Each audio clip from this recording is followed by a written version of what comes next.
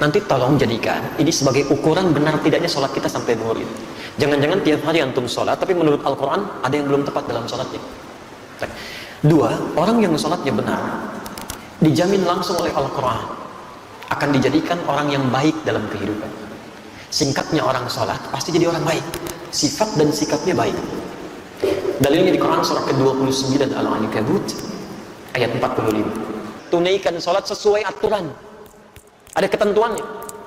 Sahabat Nabi hidup di zaman Nabi, sholat di samping Nabi, di masjid Nabi. Kemudian ketika sholat keluar dari aturan, belum maksimal belajarnya, kata Nabi ulangi sholatnya. Di sahabat saja diminta diulang, apalagi yang bukan sahabat, jauh dari Nabi, bukan tetangga Nabi, hidup bukan di zaman Nabi, sholatnya bukan di masjid Nabi, merasa aman dengan sholatnya, itu mustahil. Nah sekarang kalau anda benar menunaikan sholatnya, lihat kalimatnya, maka sholat yang dikerjakan itu tanha anil fahsya'i wal munkar, dia akan mencegah pelakunya dari dua sumber keburukan. Mohon maaf kalau ada orang buruk, itu sebabnya cuma dua. Orang yang sifat dan sikapnya buruk cuma dua sumbernya, tidak ada yang ketiga. Satu, fahsya, keburukan yang bersumber dari syahwat, ya, kata-kata jorok, kotor, pornografi, porno aksi, itu fahsya. Jadi mustahil kalau ada orang sholat, maaf, lisannya masih bisa berkata-kata kotor, itu mustahil. Kalau ada orang nggak sholat, kata-katanya kotor, dia nggak sholat. Yang aneh itu orang sholat, kata-katanya masih kotor. Itu yang keliru, pasti ada yang salah dalam sholatnya. Orang sholat, pandangannya masih tidak teratur, semua dilihat, pasti ada yang salah itu. Mungkar, keburukan yang diingkari oleh hati, sumbernya nafsu perut dan akal. Mencuri itu mungkar, korupsi itu mungkar, berselisih itu mungkar, merampok mungkar, membunuh itu mungkar, tingkat kemungkaran paling tinggi, yang balasannya neraka jahanam itu. Jadi orang kalau benar sholatnya itu pasti ada orang baik. Baik, ya, nggak repot kehidupan itu, tenang gitu. Jadi kalau sampai hari ini kita sholat tapi lisan kita masih kotor, pandangan salah, perbuatan buruk, ada yang salah dalam sholatnya. Saya nggak tahu kalau di Al-Jihad ya, beberapa tempat mau ke masjid saja mau sholat masih takut kehilangan sandalnya, padahal mau sholat gitu kan. Pasti ada yang keliru. Tiga, ukur diri kita dan dia. Yang ketiga, orang yang benar sholatnya kata Al-Quran, sholat yang dikerjakan pasti berdampak pada ketenangan jiwanya. Tenang. Quran surah ke-20 Taha ayat ke-14. Wa aqimis sholata li dzikri. Tunaikan sholat sebagai zikir kepadaku, kata Allah. Ya. Zikir itu banyak di Quran. Banyak. Ba'da sholat kita zikir. Sunnahnya zikir ada di Quran surah ke-4 ayat 103, posisi paling kanan sebelah atas. Fa idza qadaytumus sholata fadhkurullaha. Maka jika telah tuntas anda tunaikan salat, segera zikir kepada Allah.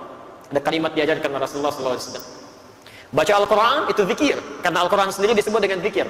Quran surah 15 ayat 9, posisi paling kanan di pertengahan. Inna nahnu nazzalna dzikra wa inna lahu lahafizun. Kami telah turunkan Al-Quran sebagai zikir. Jadi kalau antum sedang baca Al-Quran, itu sedang berzikir. Penghafal Quran juga sedang berzikir. Bahkan 4 kali disebutkan dalam satu surah saja, surah ke-54 Al-Qalam, ayat 17, ayat 22, ayat 32, ayat ke-40. Bismillahirrahmanirrahim. Assalamualaikum warahmatullahi wabarakatuh. Nanti tolong jadikan ini sebagai ukuran benar tidaknya sholat kita sampai zuhur itu. Jangan-jangan tiap hari antum sholat, tapi menurut Al-Quran ada yang belum tepat dalam sholatnya. Dua, orang yang sholatnya benar, dijamin langsung oleh Al-Quran akan dijadikan orang yang baik dalam kehidupan. Singkatnya orang sholat pasti jadi orang baik, sifat dan sikapnya baik. Dalilnya di Quran surah ke-29 Al-Ankabut ayat 45. Perhatikan kalimatnya, kita hafal insyaallah. Innas salata tanha 'anil fahsya'i wal munkar. Sekarang perhatikan cara menerjemahkan dengan baik. Innas salat, sungguh salat yang dikerjakan dengan benar itu. Teman-teman perhatikan ya, di sini ada alif lamnya. Beda antara kalimat menggunakan alif lam ma'rifah dengan yang tidak menggunakan alif lam nakirah. Kalau tidak pakai alif lam itu umum bentuknya, bebas, tidak ada aturan spesifik. Jadi kalau kalimat Qur'annya inna sholah, maka anda bebas menunaikannya. Mau buru-buru silahkan, mau tidak khusyuk itu pilihan. Tapi kalau kalimat yang menggunakan alif lam inna sholah, maka itu ma'rifah khusus, ada aturannya, ada ketentuannya, nggak bisa sembarangan, nggak bisa. Seperti artikel the dalam bahasa Arab, dalam bahasa Inggris, maaf, car, banyak itu mobil. Dzakar yang itu, bukan yang lain. Dan semua kalimat salat dalam Al-Quran yang bermakna ibadah, itu semuanya menggunakan alif lam. Silahkan cek. Kalimat salat pertama Al-Baqarah ayat 3, posisi paling kiri pertengahan. Alladzina yu'minuna bil ghaib wa yuqimunas shalah. Al-Baqarah 43, wa aqimus shalah. 45, wasta'inu bis sabri was shalah. Selalu ada alif lamnya. Artinya cuman kalimat alif lam ini saja maknanya dalam sekali. Tunaikan salat sesuai aturan. Ada ketentuannya. Sahabat Nabi, hidup di zaman Nabi, salat di samping Nabi, di masjid Nabi. Kemudian ketika salat keluar dari aturan, belum maksimal belajarnya, kata Nabi ulangi salatnya. Di sahabat saja diminta diulang, apalagi yang bukan sahabat, jauh dari Nabi, bukan tetangga Nabi, hidup bukan di zaman Nabi, salatnya bukan di masjid Nabi. Merasa aman dengan salatnya, itu mustahil. Nah sekarang kalau anda benar menunaikan salatnya, lihat kalimatnya. Maka salat yang dikerjakan itu tanha anil fahsya'i wal munkar. Dia akan mencegah pelakunya dari dua sumber keburukan. Mohon maaf, kalau ada orang buruk, itu sebabnya cuma dua. Orang yang sifat dan sikapnya buruk cuma dua sumbernya, tidak ada yang ketiga. Satu, fahsya, keburukan yang bersumber dari syahwat. Ya. Kata-kata jorok, kotor, pornografi, porno aksi, itu fahsya. Jadi mustahil kalau ada orang sholat, maaf, lisannya masih bisa berkata-kata kotor, itu mustahil. Kalau ada orang nggak sholat, kata-katanya kotor, dia nggak sholat.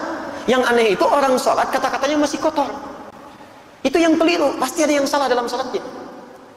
Orang sholat, pandangannya masih tidak teratur, semua dilihat, pasti ada yang salah itu.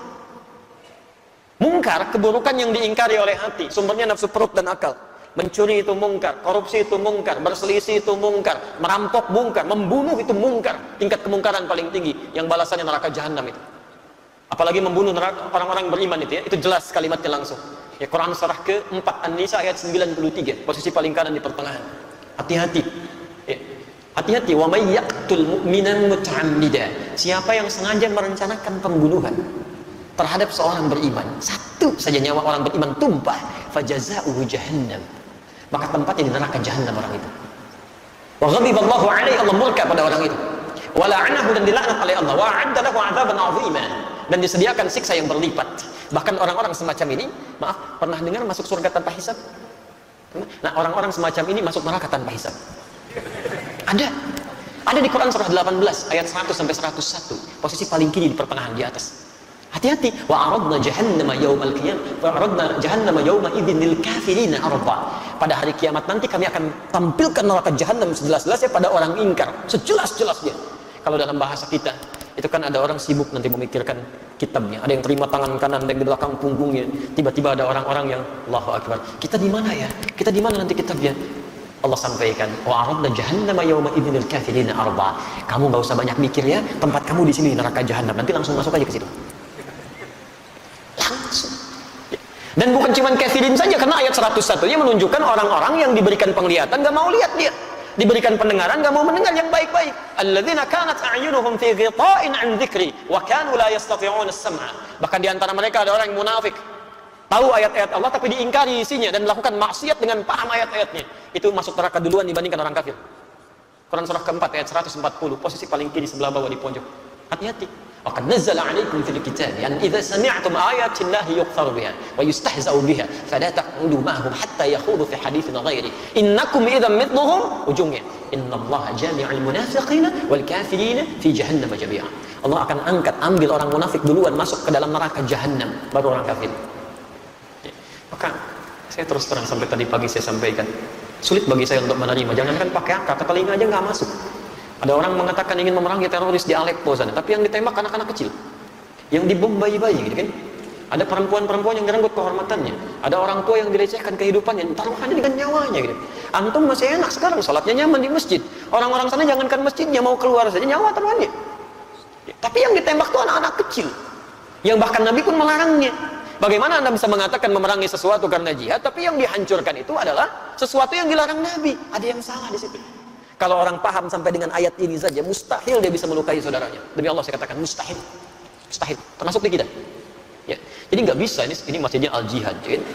Wah, ini sekarang ada banyak dikumandangkan jihad, tapi dengan cara yang tidak benar, gitu ya. Allahu a'lam. Kalau benar mempraktekkan, kita luruskan, ya, cara yang dilakukan. Tapi kalau ada isu-isu yang ditampilkan, kita pun benarkan caranya. Jihad itu bukan tembak orang, bukan lukai orang. Jihad itu membela izzah Islam saat memang keadaannya terancam untuk dibela dan ditegakkan. Itu jihad namanya.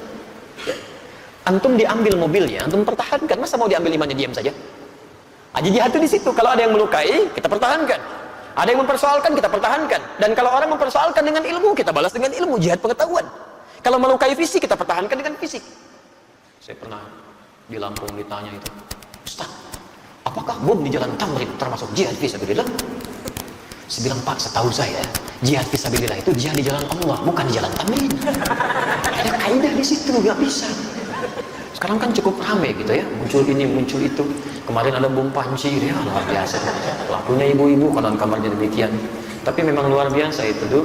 Amerika punya bom 7,2 ton, radiusnya 150 meter.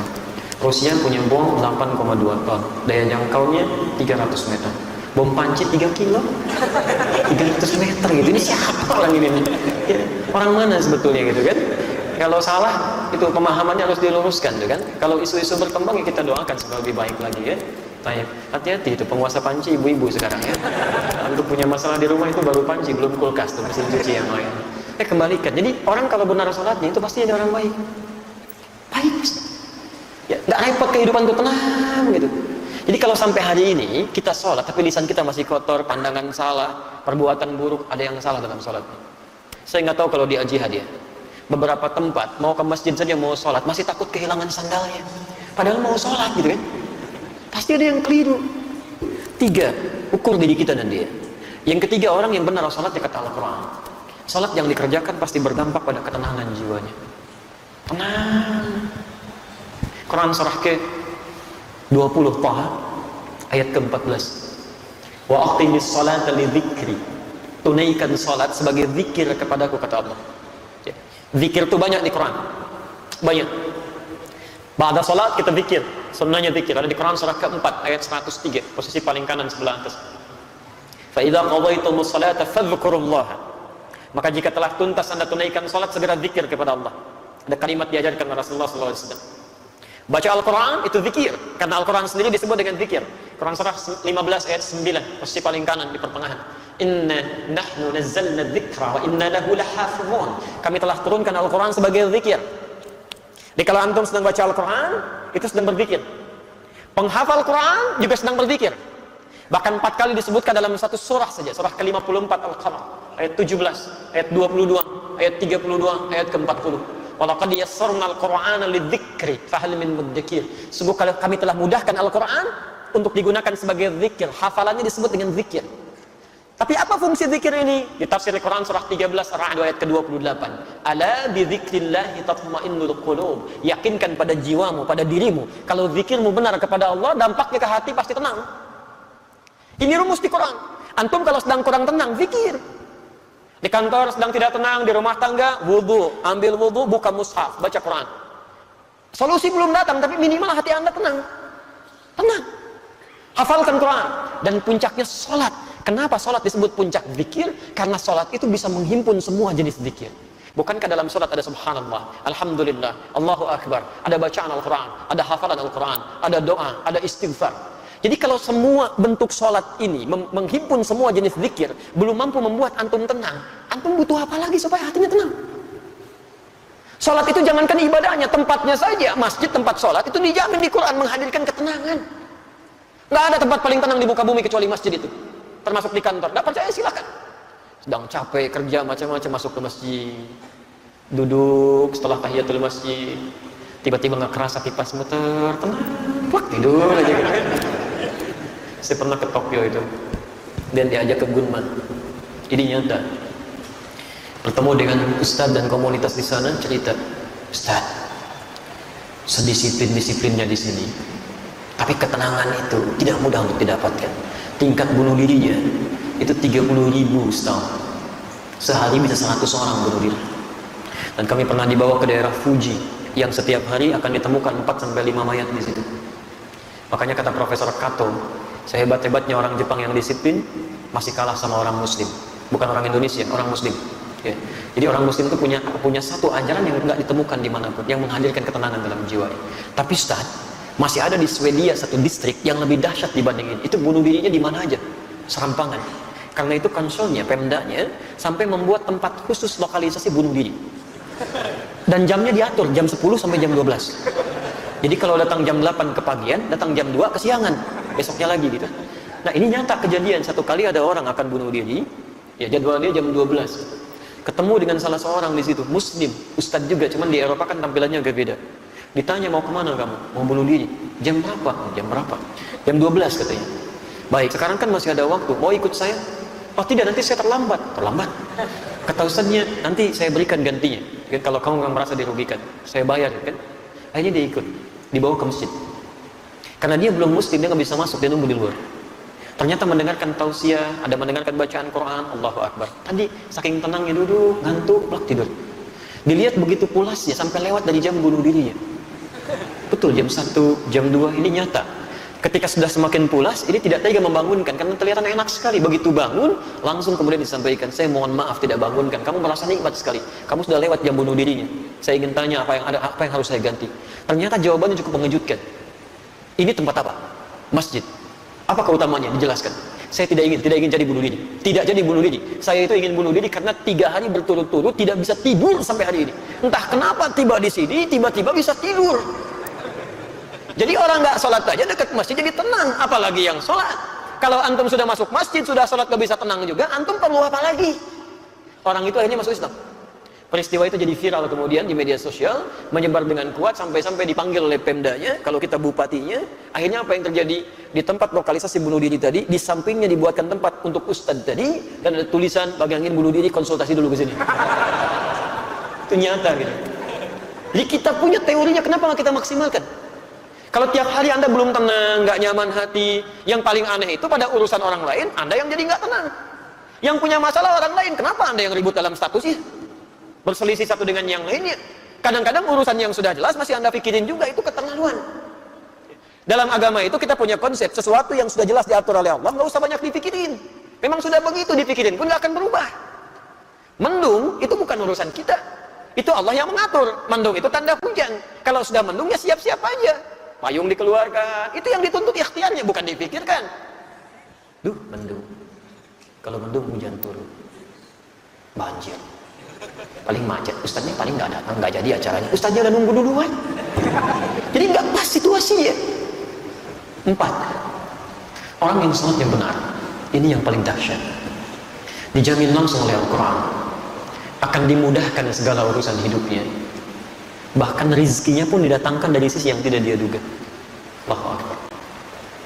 Quran surah ke-65 At-Talaq, di akhir ayat kedua, di awal ayat ketiga, di tafsir di Quran surah kedua Al-Baqarah, di ayat yang sama 2 dan 3. Perhatikan kalimatnya. Saya beri rumus ya. Baik.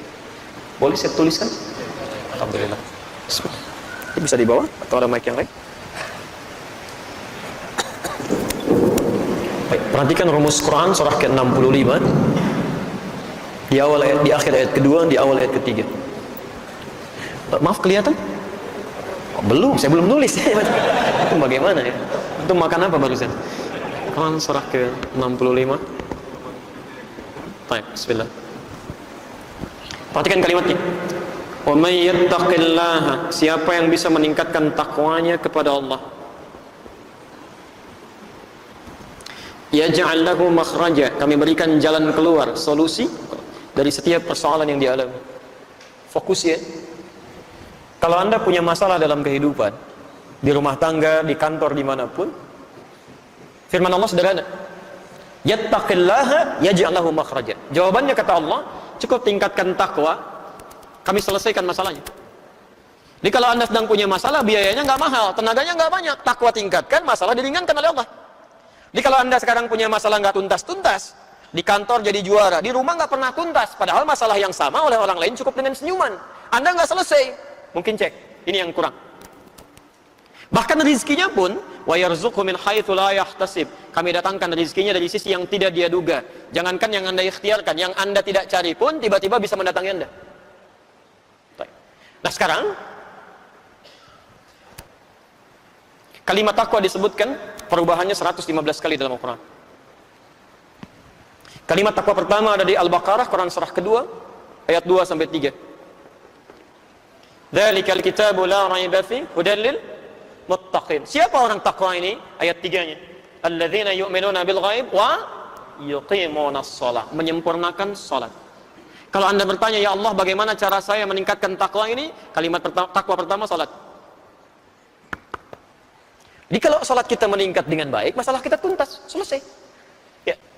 Salat. Jadi kalau sampai hari ini masalah tidak pernah tuntas, tapi kita salat. Yang jadi masalah di kalimat yuqimun. Barangkali belum sempurna cara salatnya. Belum sempurna. 5 saya agak segerakan. Quran surah ke-23 Al-Mu'minun ayat 1 sampai 2. Orang yang salatnya benar sesuai petunjuk Al-Quran, tuntunan Rasulullah SAW, dijamin langsung oleh Allah Subhanahu wa Ta'ala akan diberikan kesuksesan dan kebahagiaan dalam seluruh aktivitas. Sukses dan bahagia. Jadi ada orang yang sukses saja tapi belum tentu bahagia. Ada yang bahagia cuma belum tentu keseluruhannya. Itu disebut dengan fauz namanya. 29 kali disebutkan derivasinya dalam Al-Quran. Turunannya ada fauzi, fauzan, faizah, fauziyah. Jadi kalau ada yang namanya fauzi, faiz, faizah, fauzan, fauziyah, itu orang yang diharapkan sukses dalam kehidupannya, sekalipun belum tentu bahagia pada umumnya.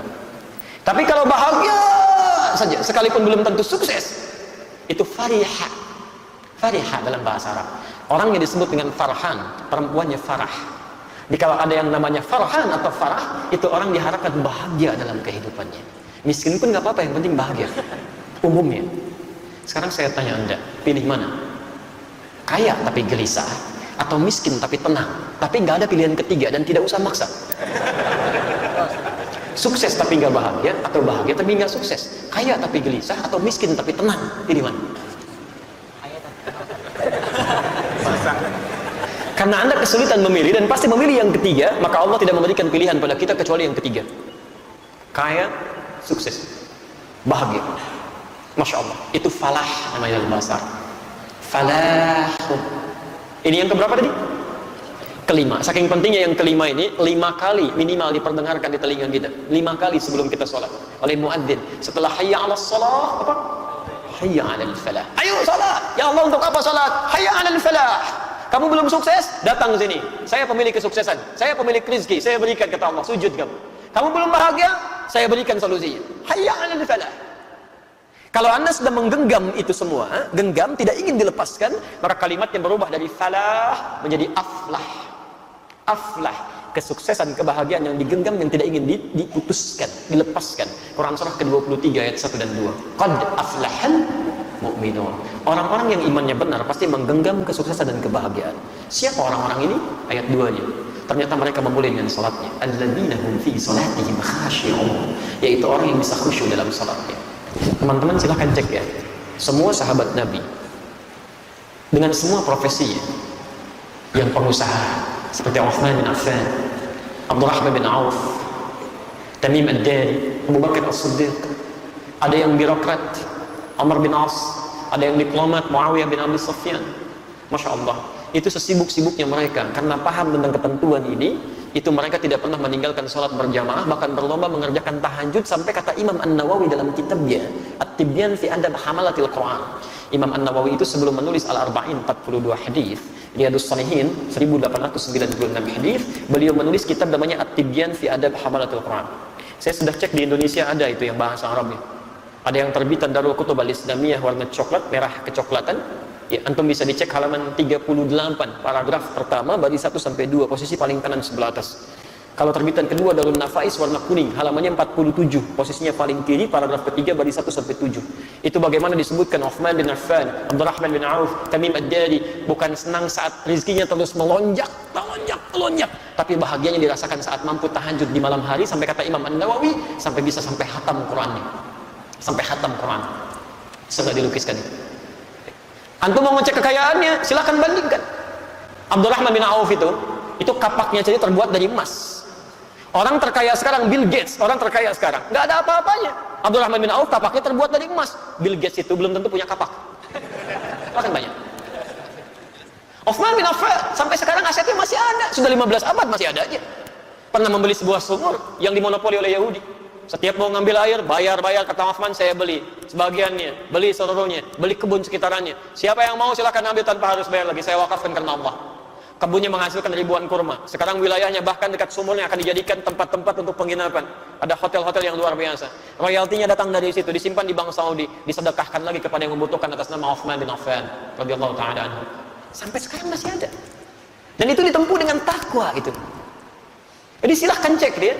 Sahabat Nabi, dekat dengan Nabi, sebagian mereka bahkan menantunya Rasulullah SAW dijamin masuk surga oleh Nabi dengan lisannya.